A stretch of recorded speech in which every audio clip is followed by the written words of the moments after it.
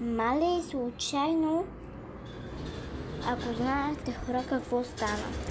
Търся си чашка, аз там за чая. Ето го чая.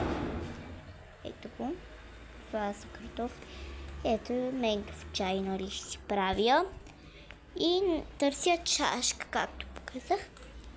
И намирам тази малка, по-малко и половина ръката ми. Ето. Супер малка е. Тук пише Банско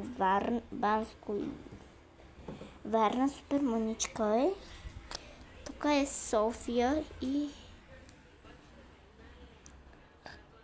храм паметник Свети Александър Невски. Много е хубаво. Тук да опише нещо, само да много малки буфички са. Така се трябва ето тук да остава чашичката. Пише Панагюрско златно съкровище.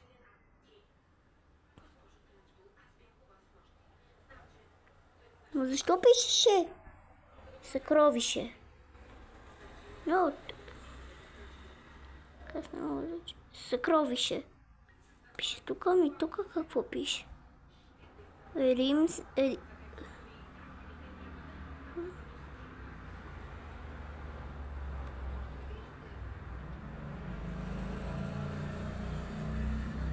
Изтъй се малко така да увеличи.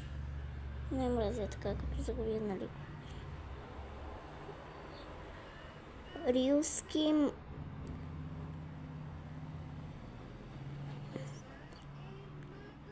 манастир. Да, е много маничка такава хубавка. Да я хванеш и да си успееш на другата. Това много ме кефи мене. Ама вътре не са се отпечатали нещата. Това е малко страховито, де. Защото камерата ми се набряла. Много е приятно. И да, ето както показах, много е хубаво. Аз нямам търпение да си отпия чайчето. От вас приятен ден. И приятно приемане на вас. Наистина, чао на мен, както и вие ще ми кажете сега сигурно. И пау.